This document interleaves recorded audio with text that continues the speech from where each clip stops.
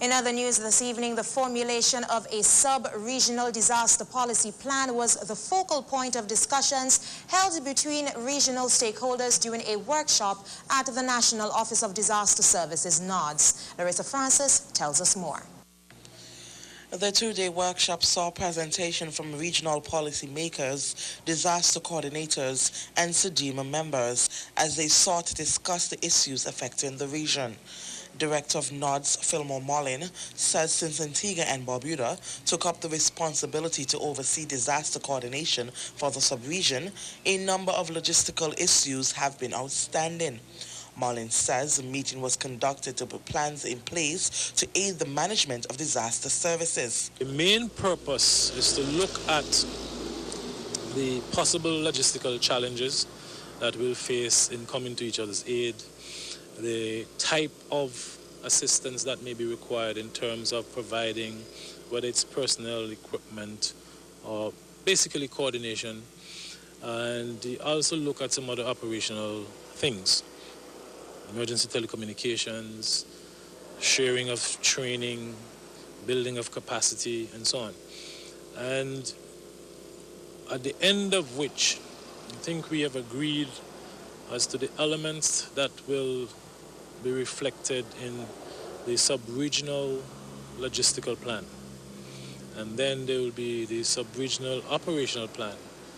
These plans will guide our day-to-day operations. SEDIMA Senior Program Officer Sarah Lionel says she is pleased with the discussions held as several agreements have been made. Lionel says having both regional policymakers and disaster coordinators in the decision-making process was definitely a step in the right direction. I think our objectives have been met generally. The focus of the meeting really is to get the policy people. So we have permanent secretaries here. We have an ambassador from St. Kitts. We have the deputy governor of Anguilla.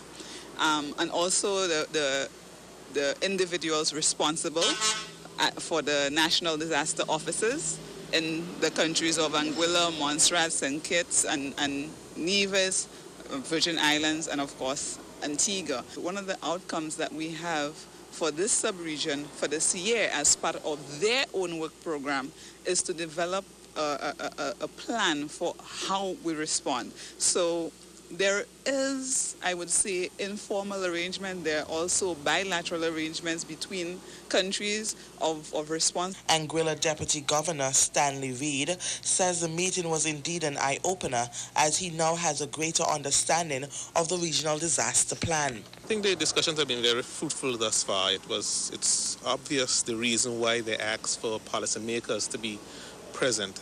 Clearly, there can be a disconnect between the operational side of things and those who have responsibility for policy making. So the idea was to get policymakers very much in the know so that they would respond appropriately when, from an operational standpoint, certain issues come up.